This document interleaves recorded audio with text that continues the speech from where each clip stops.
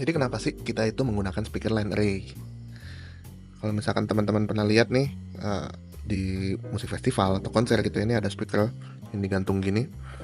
Yang namanya adalah line array. Kenapa kita menggunakan speaker tersebut? Apa yang membedakan dia dari speaker yang biasa? Jadi saat kita menggunakan sebuah speaker line array, salah satu tujuannya adalah untuk distribusi. Distribusi kayak gimana maksudnya? Ini kita lihat contohnya. Di sini contohnya ada sebuah speaker point source Nexo ya, kita pakai Nexo P18, tingginya di 1,5 meter. Berarti si speaker itu, ini orang dari tanah, tingginya si speaker ini itu 1,5 meter. Nah, di atas ini adalah bagaimana simulasi si speaker tersebut. Setiap warna ini menandakan ada perbedaan 6 dB. Ini kalau nggak salah dBA ya. Jadi ada perbedaan 6 dB. Sehingga penonton yang di depan itu akan mendengar berapa warna nih? 1, 2, 3. Berarti kurang lebih penonton yang di depan ini akan mendengar 18 dB lebih kencang dibandingkan penonton yang di row terakhir. Jadi secara distribusi levelnya beda nih, semakin dekat sama speaker jadi semakin kencang, semakin jauh jadi semakin pelan. Kemudian ini ada skenario kedua, di mana si speaker tersebut itu digantung atau ditinggiin gitu ya. Ini dia di 4 meter. Jadi ada orang di sini. Ini ke tanah itu 4 meter. Secara distribusi jadi lebih baik nih. Hanya ada 1, 2, dan 3 warna. Berarti penonton yang di sini itu mendengar 12 dB lebih kencang dibandingkan penonton yang di ujung. Sehingga dengan memberikan jarak tinggi itu kita udah bisa membantu distribusi tanpa menggunakan line array. Tapi kenapa line array digunakan gitu loh? Karena ternyata distribusinya sangat baik. Ini dengan 6 box speaker Nexo line array M6 di 4 meter. Digantung orang gantungannya ini 4 meter. Hanya ada 2 warna nih, ini dan ini, merah yang tua dan merah yang muda. Berarti penonton di area yang sini, di area yang ini itu mendengarkan kurang lebih 6 dB lebih kencang daripada area yang lainnya, sehingga bisa mendapatkan sebaran yang cukup rata gitu, tanpa banyak variasi level. Pertanyaannya adalah kenapa kok bisa speaker line array bisa memberikan distribusi yang lebih rata dibandingkan dengan speaker yang bukan line array, jadi point source gitu. Jawabannya adalah ada sebuah hukum yang bernama inverse square law, di mana hukum itu memberitahu bahwa energi akan menyebar, energi yang spherical tuh gini ya. Jadi saat dia double distance itu ada minus 6 dB. Contoh misalkan ini di 1 meter, ini di 2 meter, ini di 4 meter. Maka setiap perkalian duanya ini, double distance-nya ini, ada degradasi 6 dB. Itu yang kita lihat di distribusi yang pertama. Jadi misalkan ini 2 meter, jangan pakai meter. Jadi misalkan ini 2 meter, sini 4 meter, ini 8 meter, sini 16 meter gitu ya. Jadi setiap perkalian 2 ini minus 6, ini minus 6, ini minus 6. Nah, gimana caranya si line array ini, speaker line array ini bisa nggak terkena si inverse square law tersebut? Yaitu kalau kita lihat secara general ya, speaker point source tuh untuk ini P18. P18 ini dispersinya ini tampak samping,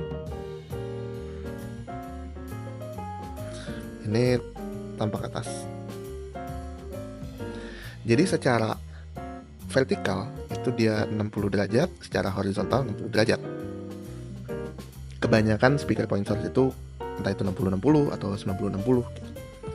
Namun dengan menggunakan line array itu dia vertikalnya dikecilin Ini untuk si Nexo Geo M6. Dia dikecilin nih vertikalnya, dan tetap mempertahankan si horizontalnya ini di 80 derajat. Tapi apa hubungannya kok vertikalnya dikecilin? Dia bisa terhindar dari inverse square law itu. Karena kita ambil contoh seperti center. Kalau misalkan kita pernah mainan center yang fokusnya bisa diubah gitu ya, kita bisa bikin lebar tapi jarak tempuhnya nggak jauh, cahayanya yang bisa kita lihat. Atau kita bisa bikin dia lebih fokus tapi bisa jauh gitu. Itu analogi yang digunakan oleh speaker line array, teman-teman. Jadi ini adalah contoh dari ini satu box line array ya. Itu dia tajam gitu, fokus penyebarannya, sehingga saat dilenceng itu dia jadi fokus gini. Dia terhindar dari double distance minus 6 dB. Kalau nggak salah jadi minus 3 apa di bawah itu gitu, tergantung dengan rencengan si line array yang tersebut. Sehingga saat menggunakan line array, yang kita lakukan adalah kita membagi fokusnya si energi supaya sampainya bisa rata. Jadi di sini energinya bisa rata sampai ke belakang. Jadi dari energi yang fokus itu kita mainin angle-nya, derajatnya, untuk mendapat sebaran yang rata. Itulah kenapa line array salah satu tujuannya untuk mendapatkan distribusi yang merata. Dan yang kedua tujuannya adalah untuk fleksibilitas. Contoh, ada sebuah speaker. Dengan speaker tipe A ini, point source, kita bisa menempuh jarak 50 meter.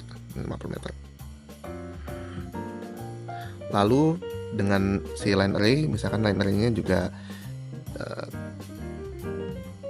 namanya A gitu ya, kita butuh 3 box untuk bisa ke 50 meter. Di saat kita mau achieve 100 meter, si A ini nggak kuat, si point source A itu nggak bisa, sehingga kita harus ganti ke tipe dimana B ini bisa sampai 100 meter. Kalau menggunakan si line array tipe A tadi, yang tadinya 3 box ini 50 meter, kita tambahin jadi 6 box bisa 100 meter. Jadi fleksibel gitu, skalabilitasnya ada. Kalau misalkan butuh jauh, kita bisa banyakin boxnya. Kalau misalkan butuh pendek, kita tinggal kurangin boxnya. Itu bisa di-achieve dengan menggunakan line array. Jadi investasinya hanya di satu jenis barang, tapi kuantitinya kita banyakin. Kalau misalkan kita pakai point source, di medium throw mesti pakai speaker yang ini, di short throw pakai ini, long throw pakai yang ini, banyak variannya gitu. Tapi nggak berarti speaker line array itu nggak punya kekurangannya. Ada juga kekurangan saat menggunakan speaker line array. Yang pertama, kita perlu menggunakan software prediksi untuk mengatur angle-nya. Yang kedua, kualitas suara tidak akan sebaik point source. Dan yang ketiga, human error-nya tinggi. Kita bahas dari yang pertama dulu ya. Karena kita bertujuan untuk membagi energi, membuat energinya itu bisa seragam dari sebuah hal yang fokus, maka kita membutuhkan bantuan alat, yaitu si software prediksi, untuk membuat prediksi gimana si speaker ini dengan angle yang seperti ini menghasilkan suara yang seperti apa. Sedangkan saat kita menggunakan point source, perhitungannya tidak perlu serumit ini. Kita akan lebih mudah karena kita pasang, oh kurang tinggi, kurang rendah, atau kurang jauh, kurang dekat, lebih mudah. Jadi secara deploy atau proses setupnya, line array memakan waktu lebih banyak dibandingkan dengan point source. Dan yang kedua, itu kualitas suaranya tidak sebaik point source. Maksudnya gimana? Anggaplah kita ngambil sebuah foto gitu. Kalau point source itu kan biasanya ada 2 driver nih. Ini high-nya, ini low-nya gitu. Misalkan kita ambil sebuah gambar, maka high-nya itu adalah satu bagian, low-nya satu bagian. Jadi kebagi 2 nih gambarnya. Di saat kita menggunakan line array, ini kan berarti ada high, ada speaker lagi gitu. Jadi gambarnya ini potong-potong gitu, kita akan tetap bisa melihat gambar secara utuh tapi banyak potongannya gitu, sehingga masalah kualitas suara itu lebih baik point source dibandingkan dengan line source. Dan yang terakhir, ini juga cukup penting adalah human error-nya tinggi saat kita menggunakan line array, karena ini adalah contoh report deh. Jadi saat kita sudah membuat prediksi itu ada reportnya. Contoh di yang sini itu ada angle-nya, terus ada angle di bumpernya juga. Ini namanya bumper. Ini tuh kalau misalkan salah, maka hasilnya tidak akan sesuai dengan prediksinya. Atau yang di sini misalkan kita pakai 12 box gitu, angle-nya berarti ada 12 angle yang harus dikerjakan gitu. Jadi human error-nya bisa lebih tinggi saat menggunakan sebuah line array dibandingkan dengan point source. Tapi apakah kita harus selalu menggunakan line array atau apakah harus selalu menggunakan point source, ya balik lagi tujuannya mau apa dan kemampuannya bagaimana. Kalau kita mau yang cepat, ruangan kecil, ya pakai point source juga kayaknya lebih cepat dibandingkan harus nyusun sebuah line array gitu. Cuman di saat festival 100 meter gitu throw-nya, mungkin lebih baik kita menggunakan line array.